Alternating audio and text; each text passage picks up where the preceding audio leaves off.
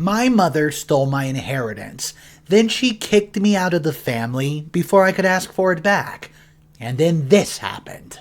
Here's a backstory. I'm a 27-year-old female and my mom's 53. Has had a really hard life. She was in a car accident at age 5 and watched her own mother die. She did not have an active father and no one on her mother's side wanted to take her in. So she went into foster care for a few years. Not good experience from what she told me. At age 8, she was adopted into a loving family. Wealthy family of 2 college professors, along with an adopted brother.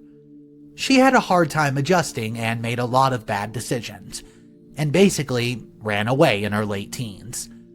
This whole time, her adopted parents were doing everything they could to reach out to their daughter and help her get on her feet, but mostly their efforts were wasted. She is a child at 18, then again a few years later. She lost them at foster care and then had me with a different man. Eventually, she gets her 2 first kids back, my older half-brothers.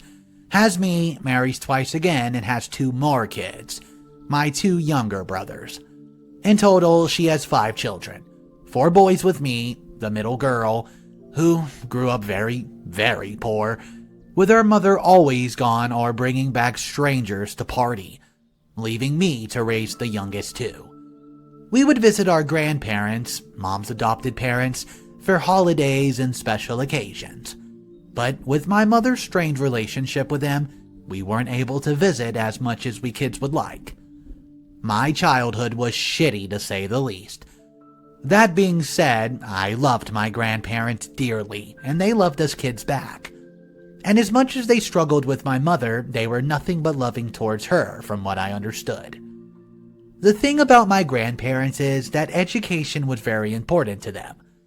I remember the encouragement for college started very early on from them, and they made it very clear that I was expected to go to college. When I was allowed to visit them, they would take me to the bookstore and let me loose. They'd say, "Okay, go pick one." And I would come back with 3 or 4 unable to decide. They'd laugh and get them all, which I could not believe. I took pride in knowing my grandparents thought so highly of my future, and was determined to keep me making them proud. Fast forward to 2005. I'm in the 5th grade, and my grandma passes away from long-term alcohol abuse. My mom has a wake-up call and gets sober, but it's still absent from AA meetings, and generally disinterested. Then, in the 7th grade, my grandpa passed away as well from the same illness. This crushed me. I wasn't able to articulate any of it at the time, but that's when the Big Depression rolled in. From there on, school was very difficult for me, as well as my home life. I ended up falling pretty deep into my sorrow and stopped going to school around my junior year of high school.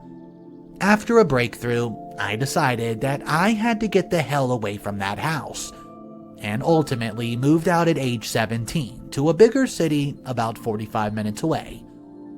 I barely finished high school with a 1.75 GPA, and somehow 2 teachers from the new school convinced me to sign up to the community college. They helped me fill out my FOSFA and everything. There's a side note. When I received my mom's financial info for that year for the FOSFA, I saw she claimed to make around $10K a year. That's how poor we were. At first, my first year and semester in college, I was hooked. Science was actually pretty cool. I realized I loved to learn and kept pushing through. I worked full-time, busted my ass, and after 4 years, I finally achieved an associate degree. But that wasn't enough for me. I was able to transfer to a university that I would have never been able to attend right out of high school due to grades and whatnot. I finished my BS in my favorite field of science. In total, it took me 6 years to get my BS degree, but I worked so freaking hard, and I was so proud at what I would accomplish.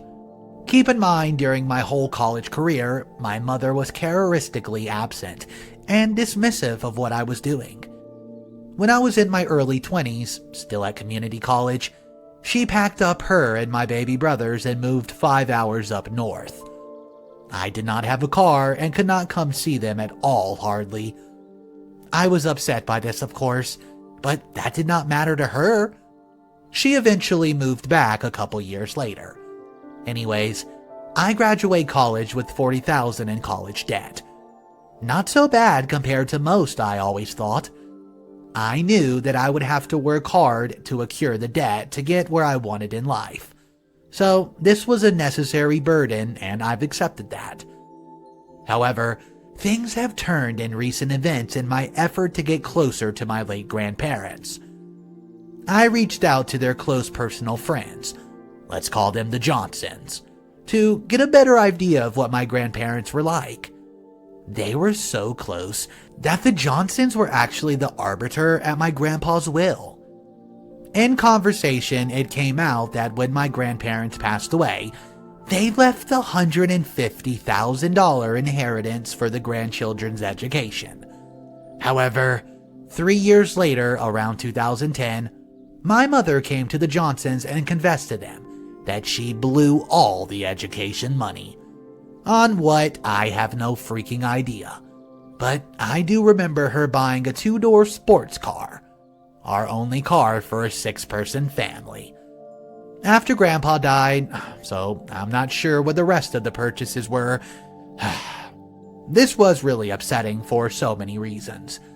I was the only grandchild that actually went to college, and that money could have easily covered my expenses. If I had that money, I would not have to spend every moment for 6 years busting my ass. I could have afforded to only have 1 job instead of 3.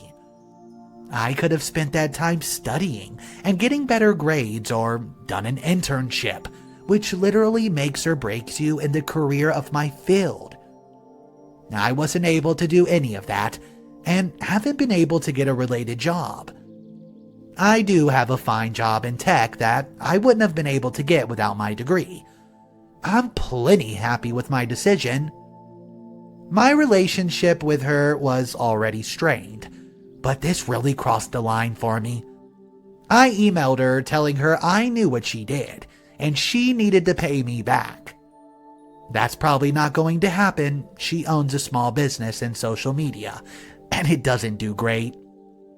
I kind of want to just cut ties forever and go no contact, but I'm so angry I also want her to pay me back the money she stole. I'm so out of depth, I don't know what to do. My opinion on this story is I feel so terrible for OP. The fact she had to do 3 jobs and spend 6 years trying to get this degree simply because she had a vile, toxic, and very explicit mother who decided, I'm going to take all $150,000 that was supposed to be for your education. Guys, let me know exactly what you think of this story. I know, it's wild, but I want to hear your opinion. Our next story we're going to look at, my son is allowed to bully you because you're weird. Yep, I know, this is what happened. When I was in middle school, I developed a nervous tic. The way it was explained to me was that I had a lot of stress, but I did not have to deal with it. This caused my brain to search for an outlet, which ended up causing me to scream at random times. As you can imagine, I got a lot of crap from everyone else at the school because of this. I went to see a therapist to help get away with it, and one of the first things she suggested was that I bring a stress ball to school. I picked up one of those stress balls with the faces and named him Gerald. I had Gerald for about a week, until one morning on the bus. I had Gerald in my front pocket of my backpack, and I was trying to get some homework done, when I heard my backpack being opened. I looked up to see one of the high school kids holding Gerald up in the air. I knew this kid, and he was one of the worst bullies. But his granddad was friends with my granddaddy, so I had to know him my whole life. He lived with his mom, entitled mother, and his grandkid. I hoped that he would show some humanity, so I spoke up. Can I please have that back? He went back to his seat, opened the window, and threw Gerald out. The bus driver told the kid that she was going to ride him up, which would have got him kicked off the bus for the rest of the school year. Unfortunately, she also told me that she could not legally stop the bus. When I got home that afternoon, my dad picked me up and told me that both he and my mom had received emails about the incident. I told him I did not want to talk about it at the time. He understood and gave me space. A few hours later, we got a knock at our door. My dad answered, and it was entitled Mother. I got a call from the school today saying asshole kid can't ride the bus anymore because of your daughter. I'm a single mother and I work. How am I supposed to pick him up from school? I don't know. And frankly, I don't care. Your son bullied my daughter. My tick was triggered and I shouted, which caught her attention. How is he supposed to treat her like a normal person when she does things like that? Hey, you know she can't control it. Bullshit. You just don't discipline her properly. I bet she does it for attention. Hey, listen, lady. I can't do anything about what happened to your asshole kid. That was completely up to the school. Yes, you can. Just tell them that the school she was provoking him. Then they'll let him back on the bus. How was I provoking him? I asked. He literally took my stress ball from my bag while I wasn't looking.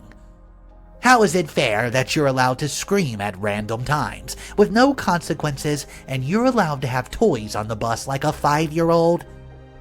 My tick is causing a lot of stress, I said, and the stress ball was supposed to make it stop. Ugh, your tick isn't real, sweetheart. I know you're faking, and you think you can get away with it because you weren't brought up correctly. Maybe your son thinks he can get away with tormenting my daughter because he wasn't raised right. My dad then shut the door in her face and locked it. We waited a few minutes more and she finally drove away. Our story doesn't end there. The following Saturday, I was home alone when there was once again a knock at the door. It was asshole kid and his granddad. My grandson has something he'd like to say to you. I'm really sorry I took your stress ball. I won't be bothering you anymore. I was too surprised to say much, so I just shrugged and said, It's fine.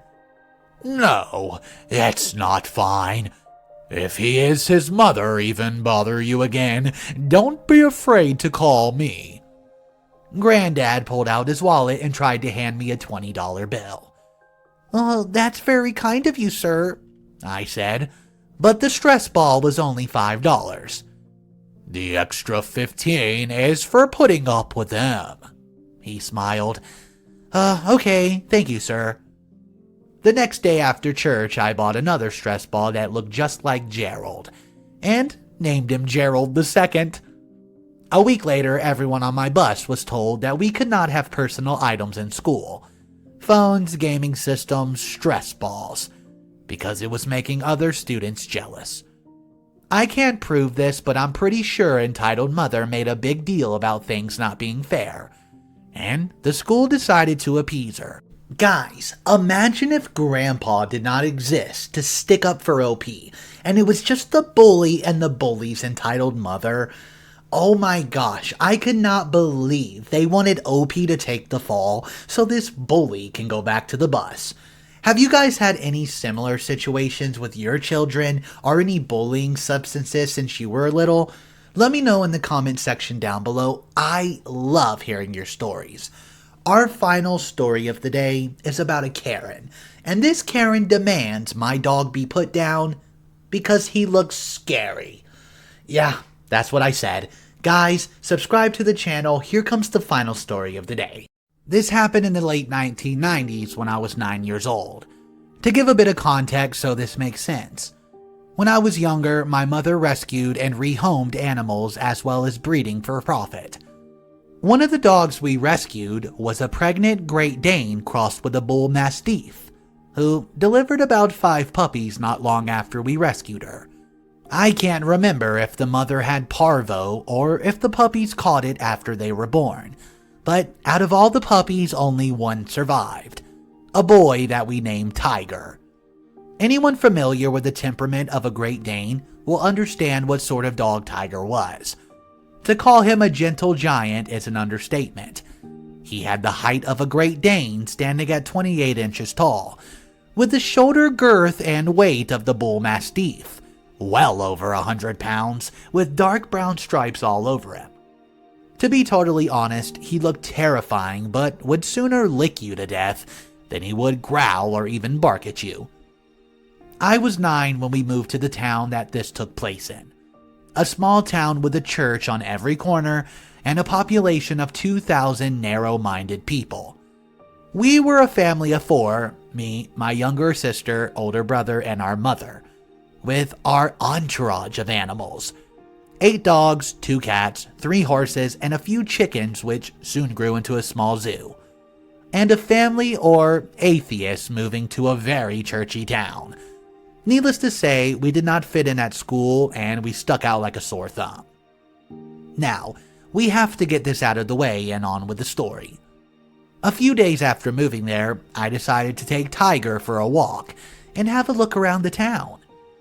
Tiger could be walked without a lead, but as with this new environment for both of us, it was safer to put him on a leash. We lived just out of town along a highway, so it was about a 10-minute walk to town after a 5-minute walk up a hill. There's a turnoff to a long stretch of road that leads into the town. I was halfway down the road when I heard someone shout, "Hey, you! What do you think you're doing with that dog?" There were only 4 or 5 houses along that road, with no traffic, so there was nobody else this person could have been yelling at. I looked around and saw a woman out the front of her house walking towards me. Let's call her Karen. "Are you deaf? I said, what do you think you're doing with that dog?" Walking him? "He's dangerous. You better keep that mutt away from me and my family if you know what's good for ya." I said okay and continued walking. She muttered something as I walked away, but I have no clue what it was. I did not see her on my walk back home, but we did cross paths about a week later. Only this time she was in her car and Tiger was not on a leash. I took the same path as the week before, only this time I was closer to the town on our first encounter. I heard a car coming up behind me, so I went to the side and told Tiger to follow. We were walking on the side of the road as Karen came up behind us, rolled down her window and said, "Put that dirty mutt on a leash right now or I'm calling the police." "He's fine to be off a leash, he's not dangerous." "He's not fine, he's scaring my children." Me trying to calm her down and reassure her he's a good dog. "I'm sorry, ma'am, but he's a good dog. Look, Tiger, sit. Good boy. Stay." I did this in front of Karen and walked away while Tiger sat in the same spot until I called for him to follow.